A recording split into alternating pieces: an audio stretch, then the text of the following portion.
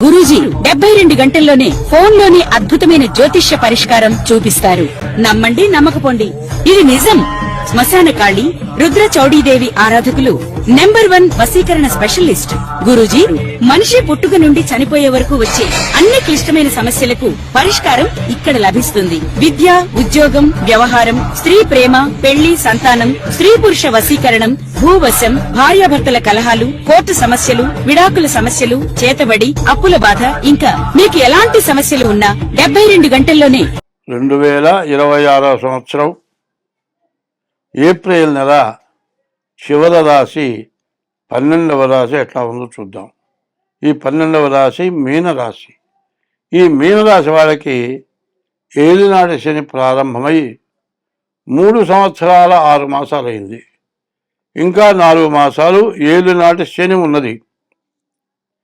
ఈ శని ఉన్నవాళ్ళు తప్పనిసరిగా ప్రతిరోజు 3 పూటల ఉదయం, మధ్యాహ్నం, సాయంత్రం సూర్య నమస్కారాలు చేయాలి. తర్వాత నవగ్రహాల గుళ్ళోకి వెళ్ళి 9 ప్రదక్షిణాలు చేయాలి. రోజు నల్ల నువ్వుల నూనె శని దగ్గర వేసి దీపారాధన చేయాలి. ప్రతి శనివారం శనికి అభిషేకం చేయాలి. ఈశ్వరుడికి 11 సోమవారం రోజున అభిషేకం చేయించుకోవాలి. ఈశ్వరుడికి మారేడు దళాలతో పూజ చేయించాలి. ఇట్లా చేస్తే మీ సమస్యలని కూడా తగ్గుతాయి. సంపాదించి బాగుపడతారంటలా నష్టం లేకుండా నిలబడతారు. మీరు నష్టం లేకుండా నిలబడాలంటే ఈ పని చేయాలి. ఇది కూడా కాకుండా ఇది గోచారం చెబుతున్నా. గోచారం 25 వంతులే. గ్రహచారం ఉంది. గ్రహచారం వచ్చేప్పటికల్లా 75 వంతులు. అది ఎట్లా ఉంటుంది? పుట్టిన తారీఖు, నెల, సంవత్సరం, టైము ద్వారా గ్రహచారం వస్తుంది.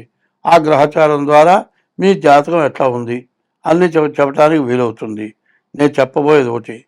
ఇప్పుడు నా వయస్సు 80 సంవత్సరాలు. దాదాపు 60 సంవత్సరాల పై నుంచి జ్యోతిష్యం చెబుతూ ఉన్నా.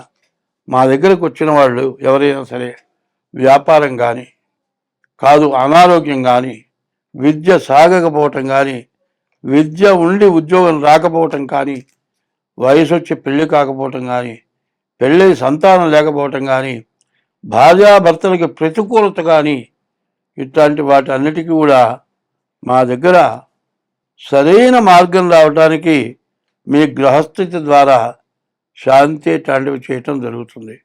ఆ జాతక చక్రం వేయించుకోవాలి. మీరు ఇట్లా జాతక చక్రం వేయించుకోవాలంటే మా ఫోన్ నెంబర్లు ఉన్నాయి. మీనరాశి వారికి పరాభవనామ సంవత్సరం ఏ రకంగా ఉండబోతోంది, ఎలాంటి అనుకూలతలు ఉన్నాయి, ఎలాంటి ప్రతికూలతలు ఉన్నాయి విషయాన్ని చెప్పడం జరుగుతోంది. ఆదాయం 14, వ్యయం 11, రాజభోజం 7, అవమానం 2. ఈ రాశి వారికి ఏలినాటి శని ప్రభావం అధికంగా ఉంటుంది. రాశ్యాధిపతి గురుడు అనుకూలంగా ఉండటం వల్ల కొంచెం అనుకూలతలు వచ్చే అవకాశాలు ఉన్నాయి. గత సంవత్సరంతో పోల్చుకుంటే మీనరాశి వారికి ఈ సంవత్సరం కొంచెం అనుకూలతలు ఉన్నాయి. అట్లాగే వివాహ ప్రయత్నం చేసేవారికి వివాహం అనుకూలిస్తుంది. సంతానం ప్రయత్నం చేసేవారికి శుభవార్తలు వింటారు. రుణబాధలు దొరుకుతాయి. ఈర్ష్యాసూయాద్వేషాలు ఎక్కువగా ఉంటాయి. శని రాహుల ప్రభావం ఎక్కువగా ఉంటుంది. వ్యాపారం అంతంత మాత్రంగా వెళ్తుంది. రుణబాధలు పెరుగుతాయి. స్టాక్ మార్కెట్లో స్టాక్స్ పెరగకుండా ఉంటాయి. ఇబ్బందులు పడుతూ ఉంటారు. అట్లాగే రియల్ ఎస్టేట్ రంగం సామాన్యంగా ఉంటుంది. సినీ పరిశ్రమ సామాన్యంగా ఉంటుంది. ఉద్యోగ ప్రయత్నాలు చేసేవారికి ఉద్యోగ ప్రయత్నాలు సఫలీకృతం కావు. విద్యార్థులకి మంచి జ్ఞాపకశక్తి తగ్గుతుంది. కొంచెం జాగ్రత్త వహించాలి. మొత్తమే చూసుకున్నట్లయితే ఈ రాశి వారిపై కొంచెం అనుకూలతల కంటే ప్రతికూలతలు ఎక్కువగా ఉన్నాయి. ఏలినాటి శని ప్రభావం అధికంగా ఉండటం వల్ల మీనరాశి వారికి స్త్రీలకు అత్యున్నత మహోన్నత కాలంగా చెప్పవచ్చు. స్త్రీలకు అనుకూలంగా ఉంది. పురుషులు మాత్రం తగు ప్రయత్నాలు చేయవలసి వస్తుంది.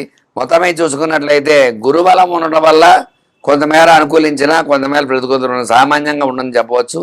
ఈ రాశివారు శని రాహులు జపాలు చేయించుకోవడము, అట్లాగే శనివార నియమాలు పాటించడం ద్వారా అనుకూలతలు వచ్చే అవకాశాలు ఉన్నాయి. చూశారు కదండి మీనరాశి వారి పరిస్థితి ఎలా ఉంటుందో, ఈ సంవత్సరం ఎలా ఉండబోతోందో, ఎలాంటి అనుకూలతలు ఉన్నాయి, ప్రతికూలతలు ఉన్నాయనే విషయాన్ని చెప్పడం జరిగింది. చక్కగా చెప్పిన రెమెడీ పాటించి దైవానుగ్రహాన్ని పొందకోరుచున్నాను. మీ రవికిరణ్ శర్మ, వేలూరి జ్యోతిషరత్న అవార్డు గ్రహీత. నమస్కారం. తదుపరి మీనరాశి.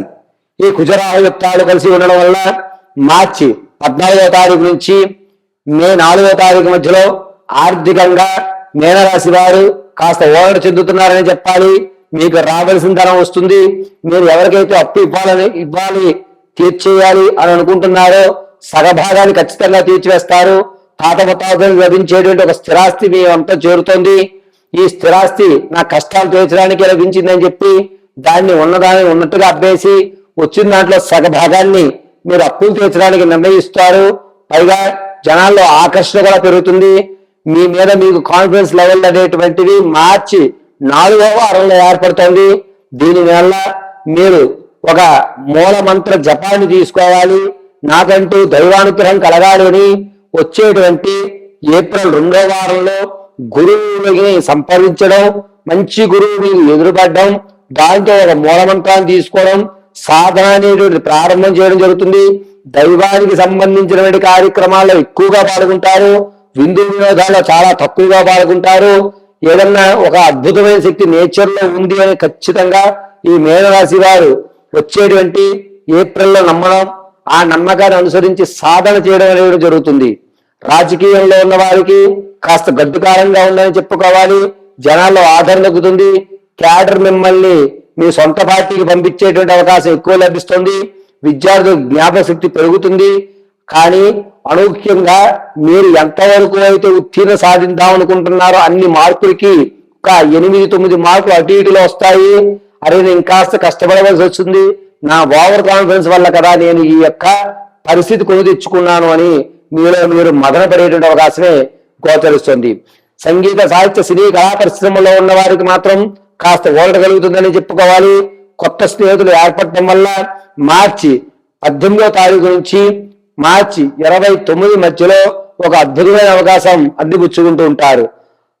రియల్ ఎస్టేట్ లో కానీ స్టాక్ మార్కెట్ లో కానీ ధనాన్ని వెచ్చిచ్చారు అనుకుంటే ఏ రాశి వారు ఏప్రిల్ 2వ తారీఖు నుంచి 23వ తారీఖు మధ్యలో చేసుకోండి. అద్భుతంగా కలిసి వస్తుంది.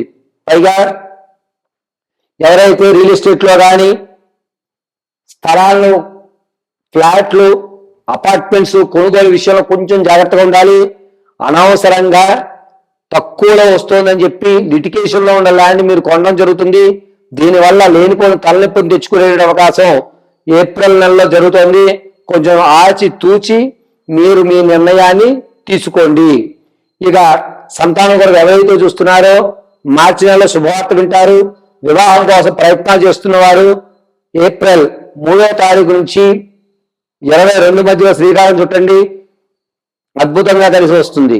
ప్రసవానికి ఉన్నటువంటి వారికి పుత్ర సంతానం కలిగేటువంటి అధికారం ఎక్కువ లభిస్తుంది. అది కూడా ఏప్రిల్ నెలలో పుత్ర సంతానానికి ఎక్కువ అధికారం లభిస్తుంది. పైగా ఈ రాశి వారు విలువైనటువంటి వస్తువులు ఏవైతే ఉన్నాయో వాటిని దొంగపాలు చేసుకోవడం, తెలిసిన వాళ్ళే మీ విలువైన వస్తువులను అపహరించడం, వారిని మీరు తెలిసి కూడా ఏం అనలేకపోవడం, దొంగకు తేలు కుట్టినట్టుగా సరేలే మనమే తెచ్చుకున్నాం కదా అని మీలో మీరు ఓరట చెందడం జరుగుతుంది. ఆరోగ్యం విషయంలో మాత్రం కొంచెం జాగ్రత్తగా ఉండాలి. కిడ్నీకి సంబంధించిన వ్యాధులు కానీ లేదా హార్ట్కు సంబంధించి రక్తనాళాల్లో కొన్ని ఇబ్బందులు కలుగుతున్నాయి. కాబట్టి డాక్టర్ గారి పర్యవేక్షణలో ఉండండి. ఆహారం తీసుకునేటప్పుడు ఎటువంటి ఆహారం అయితే మీ శరీరానికి సరిపోతుంది అనే ఖచ్చిత ప్రణాళిక తీసుకోండి. లేనిపోని ఇతర ప్రదేశాలకు వెళ్ళి ప్రయత్నపూర్వకంగా ఆహారం తీసుకోవడం, దానివల్ల అనేకమైన ఇబ్బందులు జరగడం జరుగుతుంది. ప్రయాణాలు, కొత్త ప్రదేశాలు చూడాలి అనేటువంటి ఆతృతతో లేనిపోని ఆహార నియమాలు మార్చుకుని కష్టాన్ని కొని తెచ్చుకుంటున్నారు. కాబట్టి డాక్టర్ గారి పర్యవేక్షణలో ఉండి మీ ఆరోగ్యాన్ని కాపాడుకోండి.